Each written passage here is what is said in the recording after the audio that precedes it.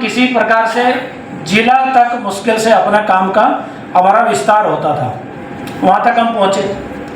लेकिन पिछले कुछ वर्षों में और अधिक विस्तार हुआ तो हम खंड और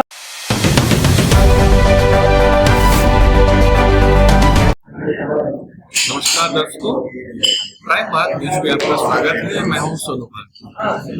कुंभ समाप्त हो चुका है, उसके बाद में वैचारिक कुंभ का आयोजन यहाँ से प्रारंभ होता है। कुंभ को लेकर के जो वैचारिक कुंभ है उसकी जो क्या कहते हैं उसको विस्तार देने का काम राजधानी लखनऊ में प्रारंभ हुआ है। यहाँ पर क्या कुछ कार्यक्रम है, किस तरीके की जानकारी दी जाएगी, क्या किया जाएगा,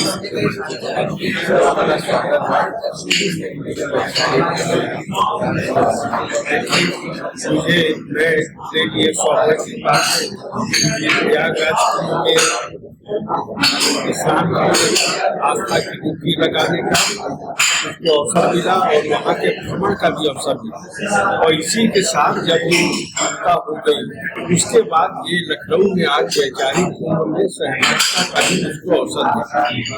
और इसके उद्घाटन सत्र बाकी ये वैचारिक सत्र चल रहे हैं, आज भी है, इसमें कल भी है। और देश के ऐसे विभिन्न विचारक संस्थान यहाँ पे आने वाले हैं जो देश में एक पहचान रखते हैं। और ये सब मिलकर एक प्रकार से जो वहाँ के जो अनुभव है प्रयागराज कुंभ के, वो अनुभव किस प्रकार से विचार में परिणत हुए और विचार के रूप में हमारे समाज को लाभान्वित करे और समाज से हमारा देश के प्रकार से मजबूत बने।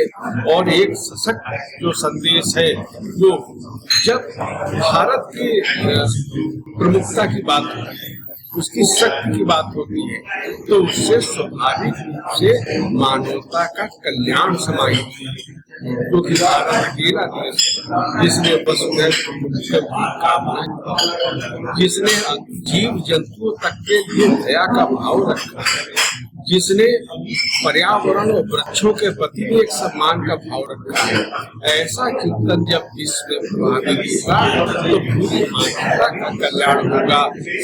सभी के हित की कामना हम लोगों ने की है और यही वैचारिक महाकुंभ का भी एक प्रकार से उनका भी एक संकल्प भी है और यही विचार आगे बढ़ाने का, इस विचार से समाज को जोड़ने का एक काम ये वैचारिक महाकुंभ के माध्यम से चल रहा है।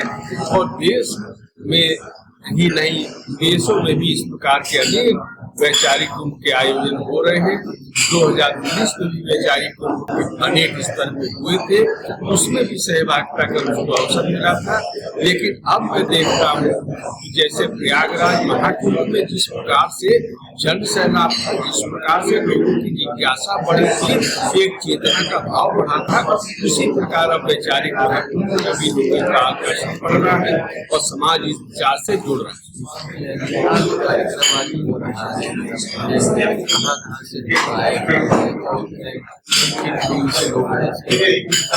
देखिए, जिनमें मैं जिन सत्र में आज सहभागी हुआ वो तो हमारे जो पत्रकार साहब हैं, बहुत बड़े बड़े जिनके साथ मैंने काम भी किया है, वो लोग हैं। और एक जरूर आज मैं सूचना आयोग की बात करूँ अगर, तो केंद्रीय सूचना आयोग में आयुक्त रह चुके हैं, वो भी आ रहे हैं। और इस प्रकार से जो एक समाज के सभी वर्ग विचारवान लोग हैं, बहुत शिक्षित वर्ग, इस सबसे मिलने का एक अवसर मिलता है।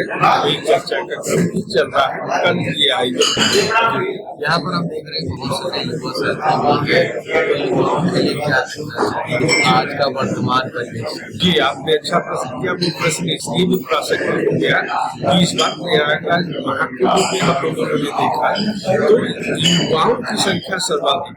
पहले होता था कि धर्म में तीर्थ स्थल में बुजुर्ग लोग की सहभागिता ज्यादा होती है। ये बहुत बड़ा परिवर्तन जो दिखाई दिया, उसमें युवा वर्ग के 10, 15, 20 किलोमीटर पैदल चल के महाकुंभ गए थे। तो ये समाज के लिए एक बड़ा ये सकारात्मक संदेश भी है। इस वैचारिक महाकुंभ में आप युवाओं की, विद्यार्थियों की भागीदारी देख रहे हैं। आगे चल के इन्हीं को संभालना है, यही प्रकृति का चक्र है, इन्हीं को देश को समाज को संभालना है, नेतृत्व देना है। तो ये जो युवा वर्ग है, ये अगर वैचारिक रूप से समृद्ध होगा, वैचारिक रूप से निष्ठावान होगा, तो इससे समाज देश दोनों का ही कल्याण होगा। धन्यवाद सर। तो अभी देखा किस तरीके की क्या कार्यक्रम है, क्या जानकारी है, और वहाँ वैचारिक जो परिदृश्य वो निरंतर चलता रहेगा। उस तरीके की तमाम सारी खबरों के लिए आप बने रहिए प्राइम बात।